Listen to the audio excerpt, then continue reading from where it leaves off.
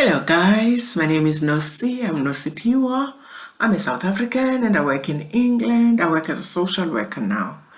Um, this is part 3 of the questions. Remember, I'm grouping these questions. Social workers, I will empower you. I promise you. I will share knowledge and skills to you and you won't have to pay anybody for your relocation. So let's continue. I stopped in the question about the need to work with other stakeholders.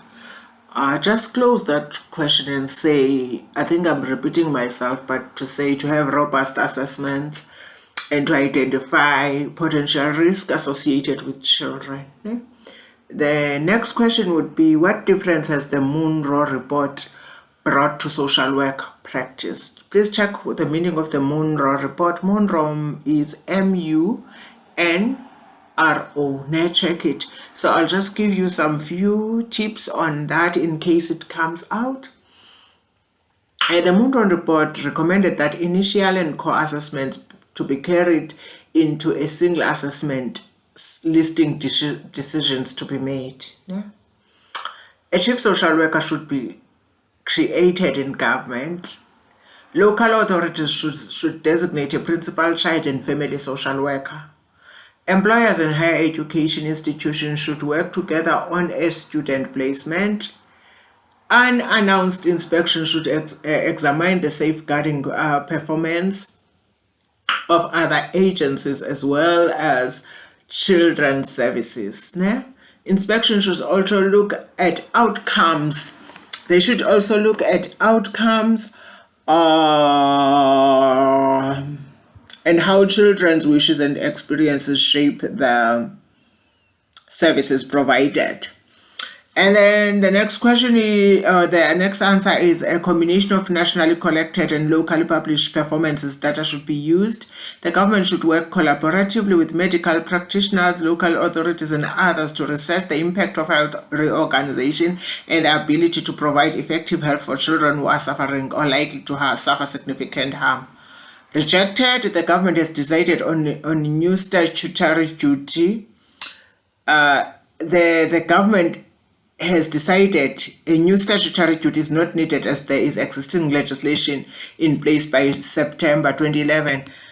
In all my interviews as an international social worker, I never got this question, but in case you are interested and you like to read, check the Munro report.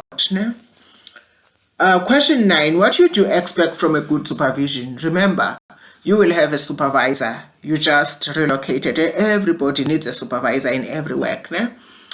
So what would you expect from a good supervision?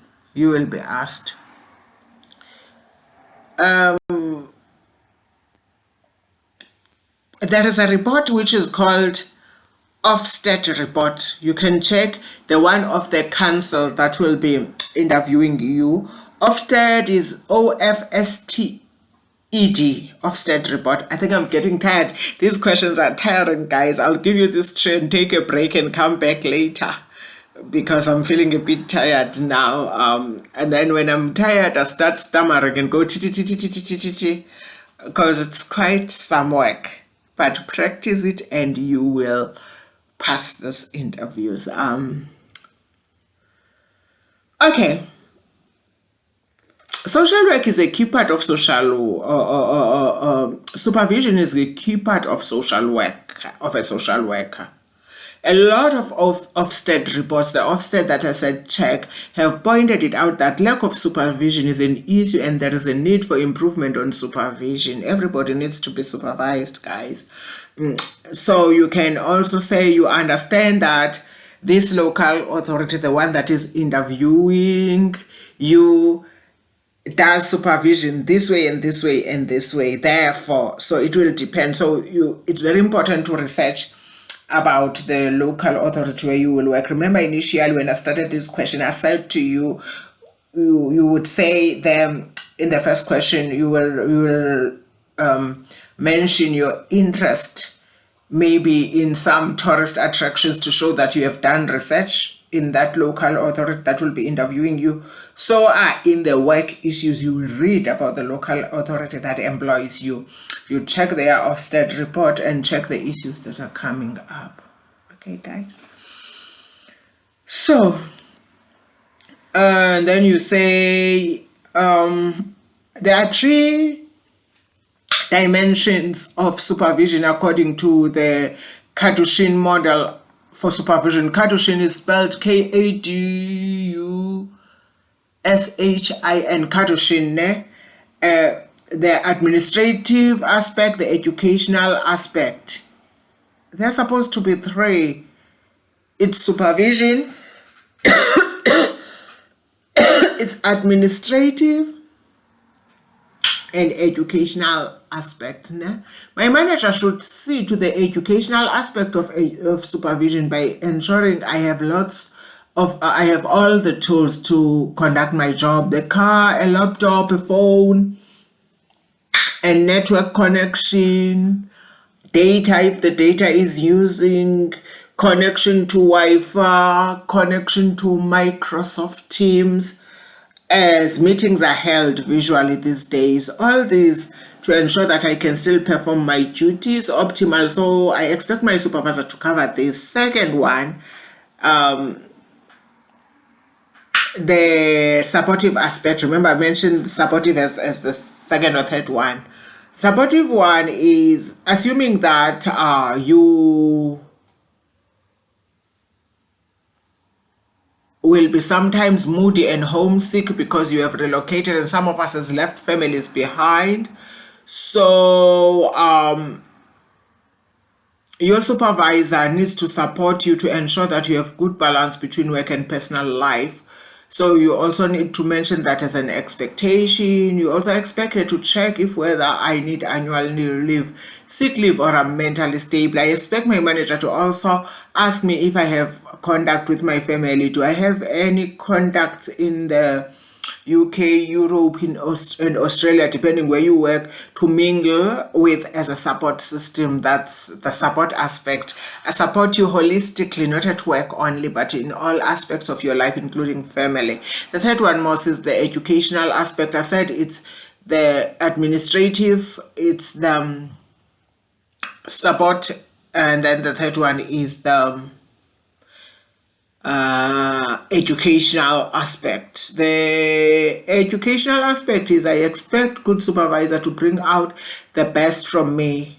That happens through complimenting me when I do well and giving me constructive criticism and highlighting my areas of development. Good supervision should identify my knowledge gaps to give best from me, compliment me when I do well, and give constructive criticism, training needs development area. To discuss my professional development, which is also a requirement for Social Work England that I continue developing. No, Social Work England will expect you to continue developing, to continue taking courses, to reflect, to say what you've learned, and if you've discussed it with our colleagues and reflected on it, something like that. So I expect my supervisor to talk about that so that at the end of the year, I can submit proof of my CPT points to Social Work England. Most importantly, supervision helps me to achieve the best possible outcomes for children. So I would expect to get transparent and honest communication, self-reflection, support, guidance, management, and oversight on good supervision. Next question. What skills and experience would you bring to the role you are applying for? Social work role. Talk about your experience. I have experience in working with children and family. Give an example. Example is 1, 2, 3, 4. I have experience working with women and children. Where did you work? Give an example. Where I did 1, 2, 3, 4. Where I collaborated. Where I work with different stakeholders. I worked in PAL and did 1, 2, 3, 4, 5. Where where we sorted crises. We just need that, guys. And I currently work where you currently work. I have transferable skills as I have knowledge of some key legislative framework used in child protection in South Africa, in the UK. Then you mentioned South African Children's Act, and then you mentioned the UK such as the Children's Act of 1989, Section 17 and Section 47, which gives guidance on processes to follow on cases in which children in need and children on cases of children in need and children in need of protection. I also possess the following skills. Yeah? First, you took it to your experiences and linked it to the UK or to Europe or to Australia. And then you say assessment skills in South Africa. I did or I do assessments where there is a need. I think this is a repeat. I've said this, but you say it here if you're asked again. Where there are no safeguarding concerns, and this is similar to the Section 17 assessment done in the UK. You see the difference where you apply Section 17 of the assessments and also where you apply Section 47 of the assessments. Child protection assessments are also similar in Section 47 assessments done in the UK where there is a risk of significant harm. Section 47, risk of significant harm. Section 17, there are no safeguarding concerns. The child is in need, but there, I think I've explained this a lot. So by significant harm, I mean a gross impairment of a child's development, either physically, emotionally, sexually, or through neglect. This form of abuse may be attributed to the parenting received by a child. In an undertaking assessment, I use this assessment triangle. I've said a lot about assessment triangle, then you're explaining. Risk assessment skills. I'm able to assess risk and take appropriate action to safeguard a child. Communication skills. Conflict resolution skills. In using an example, please describe how would you incorporate protective factors in your assessment. Do you hear that question? Okay. In incorporating protective factors in assessments, I do not have to look at only what is not working well in the family, but strengths. It's very important. Every family has strengths. They can't have weaknesses only. Mention the strength, resilience, and any other protective factors. That is what we call protective factors, guys. For example, if I deal with a case of a child who's being used in child prostitution by her parents, I would also look at the duration that this did not happen. Does the mother have sober habits? I told you that I'll start stammering when I'm doing. Has this been going on while she had a job? Are there any members of a wider family whom can buffer the situation and support mother? Friends can be supportive or mother has good support from them to minimize the risk, and explore these, using them as a foundation to work on improving the situation. So using the signs of safety, SOS, I'm able to identify the positives to better formulate ways to improve the situation. Check your SOS, guys. It's very important. 12. That's not 12. I've stopped giving these questions numbers because it's tiring. But get the question straight and try and practice it and ask me. Maybe when I'm not too tired, I'll give you more information. I'll stop at question 12 and I'll come back later when I've had coffee. I'm tired now. How would you ensure the child's voice is included in your assessment? The Children's Care Act says the child's rights are paramount. Hear their voice and feelings. On the serious case reviews that has happened in the UK, social workers did not let children express themselves. Even though someone might say they were younger to express themselves, because one of the children in the reviews was always having chocolate in the face, and it was realized that really professionals did not communicate, did not work together, and that's when the child ended up dying. But find out for yourself. I don't want to read for you. Let's continue. As alluded in question 10, I include the child's voice by allowing an opportunity to speak to the child alone. I think I've said this already. This is to confirm the consistency on the information that the child may have shared in the presence of the caregiver. Sometimes you are not even speaking alone, you are observing. Have the child alone and observe. Then see if there are no bruises that are hidden with chocolate, etc., etc. Try and play with the child and ask questions while you ask them to draw things like that. You use your observation skills.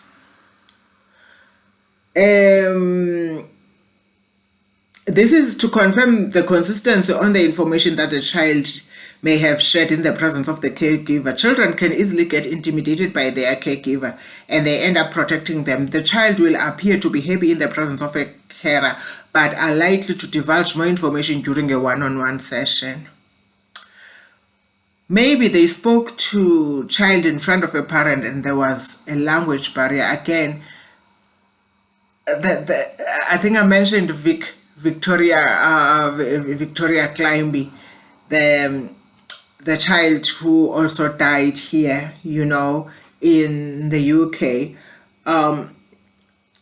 There was a language barrier in her case, so it will be mindful. So I will be mindful of my language. I will use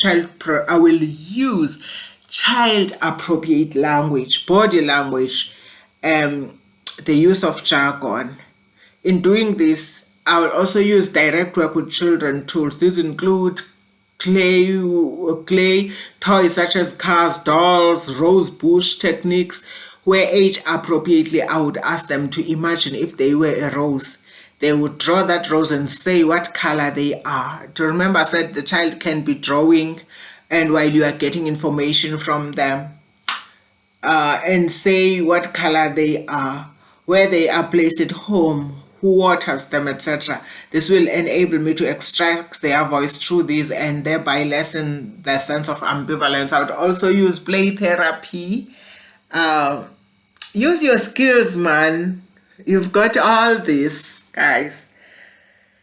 I've got 3 questions. I don't know if I must stop for the video to continue or just give you the 3 questions and get done with. Can we give you the 3 questions?